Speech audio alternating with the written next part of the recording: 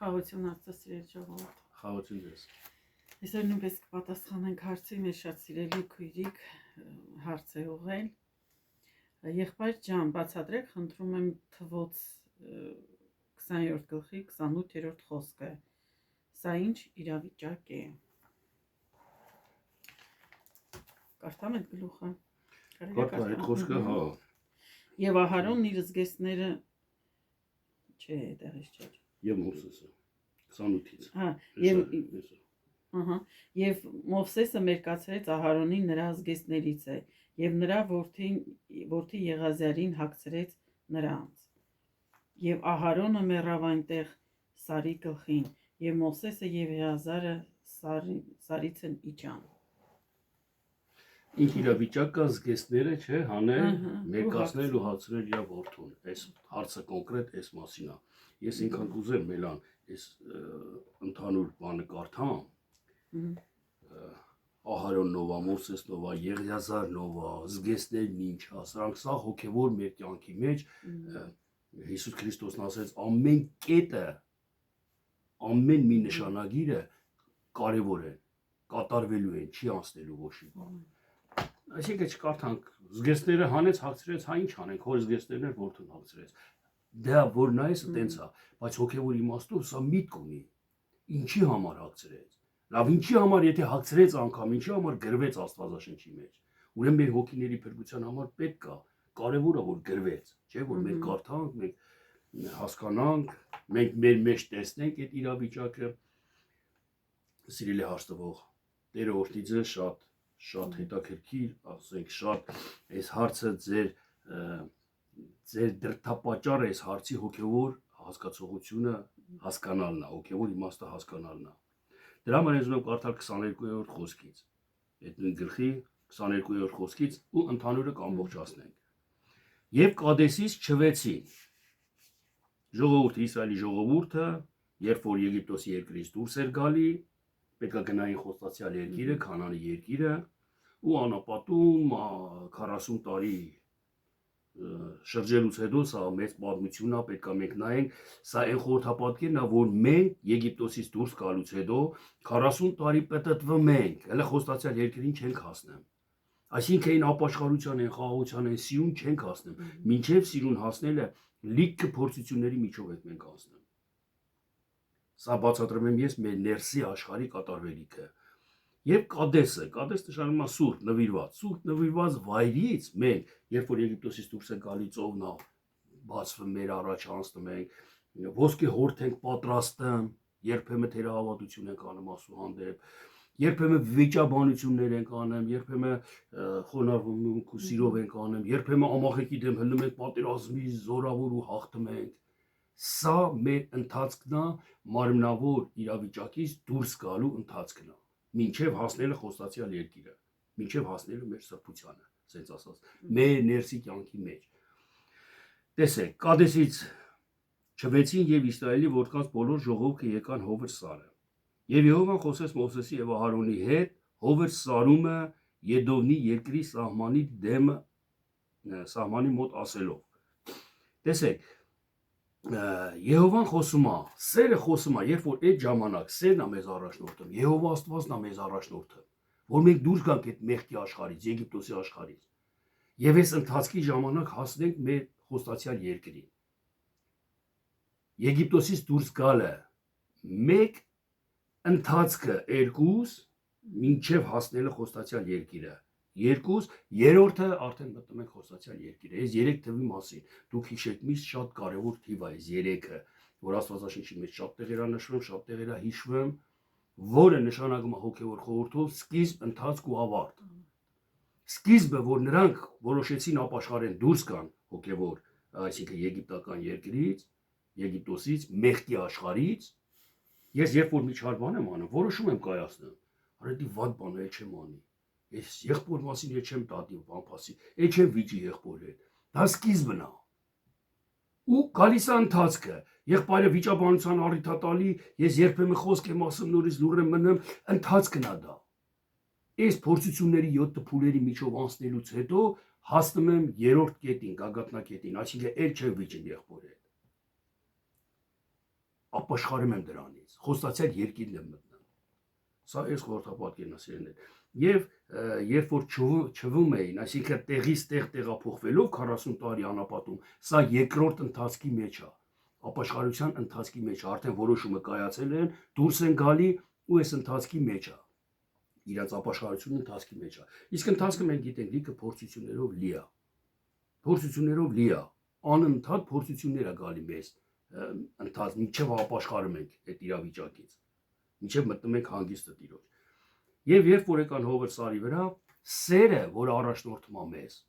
սերը ասեց Աստված, Եհովա Աստված, ասեց մեզ, այսինքն մեր միջի իմաստունին ու լուսավորվածին, Ահարոնին ու Մովսեսին, Մովսես բնակորոշ թարգմանումա ջրից ծնված, իմաստությունից ծնված,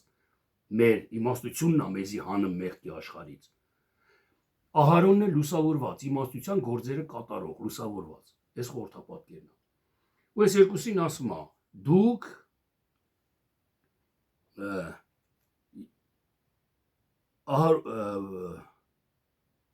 Եդովնի երկրի դեմ մոտ սահման ասելով, Ահարոնն իր ժողովրդի վրա ավելանա, լուսավորվածը, մեր միջի լուսավորվածը թող ավելանա մեր մեջ, շատանա մեր մեջ, մեր ժողովրդի մեջ, մեր ներս աշխարհում թող շատանա։ Եթե մի բանի մեջ դու շնորհք ունես, ուզում ես համբերես, չվիճվես եղբորդ հետ, ասում դա թող շատանա քո մեջ էդի, քիչ է, մի բավարարվի դրանով։ Հասկանում եք, սերն է ասում դա, աստվածային սերը, հասկացողությունն է մեր մեջ դա ուշում, թող ավելանա, որովհետև նա չի մտնելու այն երկիրը, որ Իսրայելի որդկանց տվի Մերիբայի ջրերի մոտ իմ հրամանների դեմ ձեր ապստամբություն անելու համար։ Չեք մտնի ասում, դուք այդ լուսավորվածությունով քո, այդ թերի լուսավորվածությունով չես մտնի այն խոստացյալ երկիրը, որտեղ վիճաբանություն արեցիր Մերիբայի ջրերի մոտ։ Մերիբա բնակերով թարգմանվում է վիճաբանություն։ Վեճ, դու վիճվում ես մարդկանց, հələ չես հասի այդ ապաշխարությանը։ Մինչև չհասնես, չես մտնի այդ երկիրը։ Պետք է հասնես դրան, չէ՞ որ դրա մեջ ապրես արդեն, բայց վիճաբանում ես դու հələ։ Եթե մենք այսօր մի հատ թերություն ունենք, խաղաղությունը, այդ խոստացյալ երկիրը մեզանից հեռու է, լավ իմացեք։ Եվ Աստված թույլ չի տա մենք մտնենք այդ խաղաղության մեջ, մինչև մեր մեջ չկարգավորվի։ Այդ իրավիճակի, այդ թերությունը, այդ սխալը, այդ մեղքը մինչև չկարգավորվի, մինչև դուրս չկա մեր միջից։ Աստված թույլ չի տա որ մտնենք։ Դրա համար տեսեք ինչ ասում Եհովա Աստվածը. «Վեր առ Ահարոնին եւ նրա որդի Եղիազարին եւ վեր հանիր նրանց Հովեր սարը»։ Եվ Ահարոնը իր զգեստներիցը մերկացրեց եւ նրա որդի Եղիազարին հագցրեց։ Եվ Ահարոնը իր ժողովրդի վրա կավելանա եւ այնտեղ կմեռնե։ Եվ Մովսեսը Եհովայի պատվիրացի պես արավ, եւ բոլոր ժողովրդի աչքի առաջին վեր ելավ Հովեր սարը, ստեղ է Մելանյան կարդաց, եւ Մովսեսը մերկացրեց Ահարոնի նրա զգեստներիցը, հենց հարցի բուն կոնկրետ իմաստն է, մերկացրեց նրան իր զգեստներիցը եւ նրա որդի Եղիազարին հագցրեց։ Տեսեք, Եղիազար նշանակում է Աստված օգնական է։ Զգեստը մարդու շնորհքն է։ Շնորհքն է, այս զգեստն է, որ ինձի մերկությունից պահում է։ Շնորհքն է, որը ինձի մեղքերս պահել է տալի։ Երբ որ մեկը շնորհքով ասում ինչ շնորհքով մարդ է, բայց այդ շնորհքը որ չլինի իր մեջի մեղքերն է երևալու, մերկությունն է երևալու։ Հոգևոր իմաստով զգեստ հասկացողությունը, շորը, ընդհանրապես հասկացողությունը մեղքերը ծածկող հասկացողությունն է, այսինքն շնորհքն է մարդու։ Որ ասում է սպիտակ զգեստներ կհագցնեմ ձեզի, խոստանում է Տեր Աստվածը։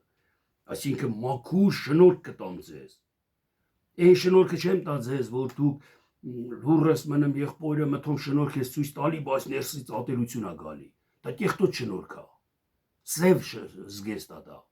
Ասում է ձեզ սպիտակ կհագցնեմ, որ համսրդով ներես իրան, համսրդով խոնարհես, համել արտաքին տեսքով։ Սպիտակ հանդերձներ, սա այդ խորհրդապատկերն է։ Դրա համար իմիստեղ տեսեք, լուսավորվածի զգեստները շնորհքը տալիս է Եղիազարին, որը թարգմանվում է Եղիազար բնագրով թարգմանվում է Աստված օգնական է։ Աստված օգնական է, տեսեք, լուսավորվածը, երբ որ վիճվում է վիճաբանության մեջ է,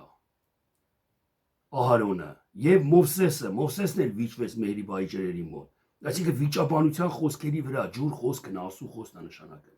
Ասու խոսքի վրայով վիճվում են մարդկանց հետ։ Դրա պատճառով դու չես կարող մտնես հանգիստ, ասու խոսքի վրայով չպետք է վիճվես։ Հիսուսը երբեք ոչ մեկի հետ չէր վիճում, ասում էր ճշմարտությունը, հանդիմանում էր նրանց։ Ճշմարտություն։ Հա չէր վիճեն, չէ դու սխալ ես, ես եմ ճիշտ, չէ հայր 12 գունդ հեշտակ իջացրա սրանց կործանա, որտեվ ես եմ ճիշտ, սա է վեճը։ Բայց Հիսուս չէր վիճը։ Իսկ Մովսեսն ու Ահարոնը մեր միջի իմաստությունը ու լսավորվածությունը վիճում են։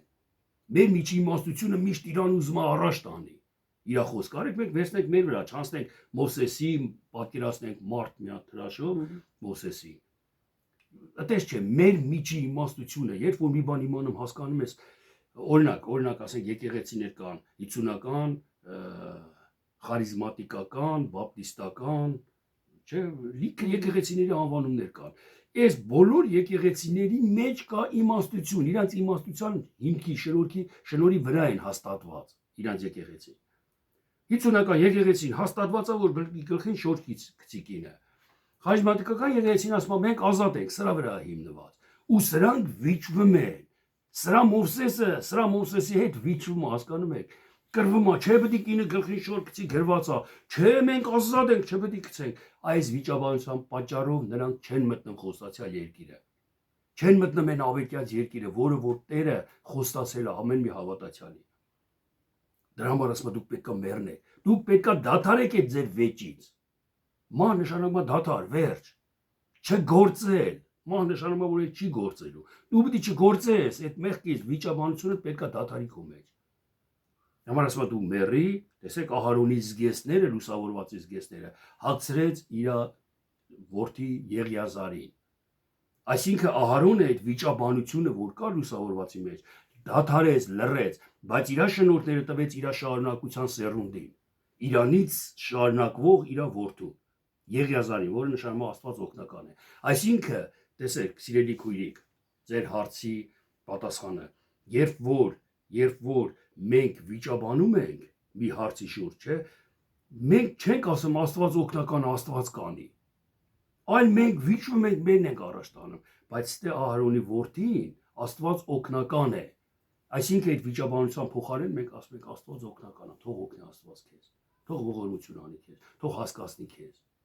Սա այս Եղիազարը մտավ խոստացյալ երկիրը։ Դու Ահարոնի զգեստները, շնորհները վերցրեց իր վրա ու ինքը շարունակեց իր հոր գործը։ Իր հերը մեջն էր Եղիազարի։ Այսինքն տարածվեց ժողովրդի մեջ, ոնց որ մի քիչ առաջ կարդացին։ Մեր լուսավորված իմաստը, մեր իմաստությունը տարածվում է մեր մեջ։ Անհատական ամեն մարդու մեջ, ամեն մարդու համար այսի գրված, անհատական։ Հիմա ամբողջ ընդհանուր եզրակացությանը ոնց էս հարցի գանք, որ զգեստները մերկասեց Ահարոնին, թե խոսացինք այդ մասին արդեն, տվեց իր որդուն, որդին շարունակության սերունդն է, որը պետք է մտնի խոստացյալ երկիրը։ Սա է ամբողջ իմաստը, որ մի վիճվեք դուք։ Եթե դու վիճվում ես, քեզանից պետք է անպայման ծնվի մի հատ որդի, որ ասի Աստված օգնական է։ Ու այդ որդին քեզի օգնելու է, որ դու մտնես խոստացյալ երկիրը։ Մահեր, ես նույնիսկ եմ կրկնում հոգևոր իմաստը, ֆիզիկական իմաստ չի։ Որովհետև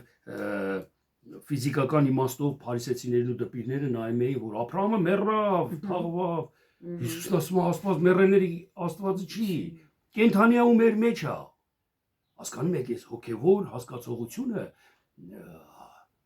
մարմնավոր հասկացողության հետ եթե համեմատենք, Եհովա Աստվածն ասում է ինչպես երկինքն է երկրից հեռու, այնպես իմ հասկացողությունը ձեր հասկացողությունից հեռու է։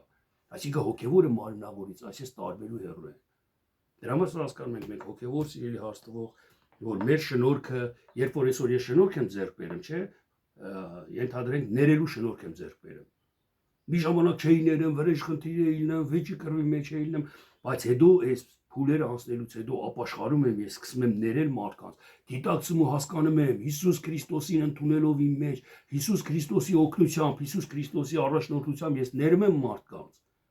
Ու երբ որ ես ներում եմ մարդկանց, այդ ներելը արդեն իմ միջի, դառնում է իմ մարմնի անդամը։ Էլ ես չեմ աշխատում, որ ներեմ մարդկանց, արդեն ներում եմ։ Այն, որ ես աշխատում եի, նա մահանում է, դադարում է, լռում է արդեն։ Գրված է, որ Աստված 6 օր աշխատեց, 7-րդ օրը հանգստացավ։ Ծննդոց գրքի մեջ է գրված։ Բայց Հիսուս Քրիստոսը նոր ուխտի մեջ ասում է. իմ հայրը մինչև այսօր գործում է, ես էլ եմ գործում։ Որ հայրը հանգստացավ ախր, ըստ խոսքի, բայց սա հոգևոր իմաստով է։ Հոգևոր իմաստով հայրը 6 օր, 6 փուլեր աշխատելուց հետո 7-րդ փուլը հանգստի փուլն է մտնում։ Բայց այսօր մենք եթե չենք ապաշխարել մի բանից, հայրը աշխատում է մեր մեջ ուրեմն աշխատում է մեր մեջ, ստեղծագործում է մեր մեջ։ Հասկացաք, չէ՞ հոգևոր իմաստը, որ կենթանի է, երեք այսօր հավիտյան Աստված նույնն է։ Երեք արել է Աստված, այսօր էլ անում, վաղն էլ անելու։ Մի եղբայր մի օր քարոզում էր, միտեղ պաշտամունք էին, այն ժամանակ Հիսուս Քրիստոսը բժշկում էր մարդկանց, այսօր էլ է բժշկում։ Շատ ճիշտ էր ասում ինքը։ Շատ ճիշտ էր ասում, այսօր ինքը բժշկում է։ Այդ բժշկությունը որ կատարում է Քրիստոսով է կատարվում, մեզանով չի կատարվում։ Իսկ այդ նույն եղբայրը չհասկանալով ասում էր, հայրը հոր աչում նստած է հիմի։ Հեսա երկրորդ գալուստին ենք սպասում, պետքա գա։ Բա ոնց է ինքը բժշկում, ոնց է ինքը քո մեջ, ոնց է ինքը առաջնորդում։ Սա աստվածային սիրո հիմքն է, սիրո խորհուրդն է, որը ամենի մեջ է, շուրջանակ է ասու խոսքը։ Սիրեներ, բոլորիս մտքերը ես ուզում եմ որ բացվի, որպեսզի ճշմարիտ հասկանանք, ճիշտ հասկանանք Աստծո խոսքը։ Աստված շատ օգնի։ Տեր օրհնի քեզ էլ։ Այսքանով։ Այսքանով հա, ինձ թվում է եղավ, եթե ոչ էլ քույրիկ ջան զանգի ինձի։ Մենք իրար հետ հաճախակ ենք զրույցանում խոսում։ Զանգի մնացած մանրամասներն էլի կզրուցենք խոսենք։ Եթե հարցեր կառաջանան։ Այսքանով մոտեցավ ավարտին, մնաք խաղության մեջ, գրեք, զանգեք, սիրով կպատասխանենք, շփվենք։ Ամեն Տեր օրհնի ձեզ։